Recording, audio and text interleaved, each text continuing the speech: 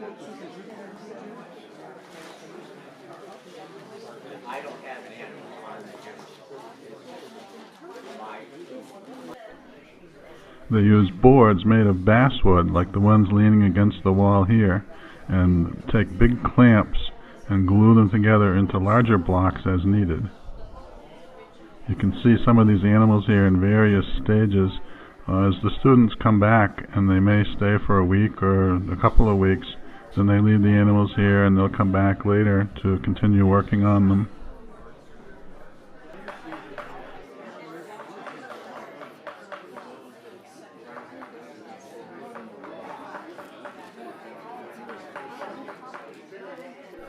We were fortunate that class was in session when we visited, and the students were very friendly considering that 40 of us invaded their space.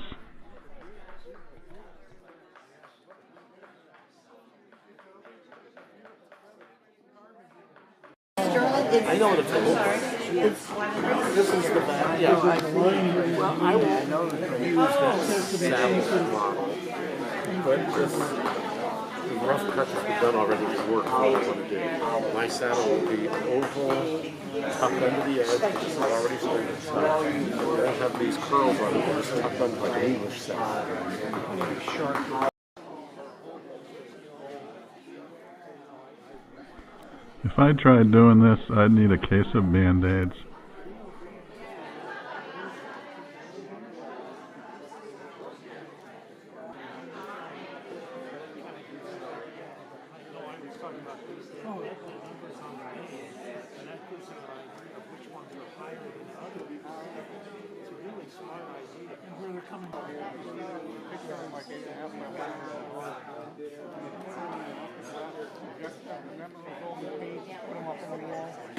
You look on that wall, they put paper up on the wall, and then they trace that picture on the wall.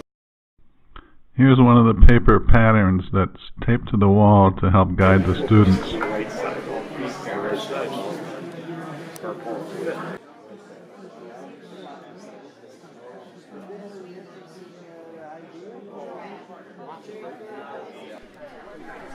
Not all of the carvings were carousel animals. These penguins were in the final painting stage. There were a lot of different types of carousel animals, lots of imagination. This horse was not designed for a carousel. It's mounted on a stand, is meant to be displayed, and it was for sale.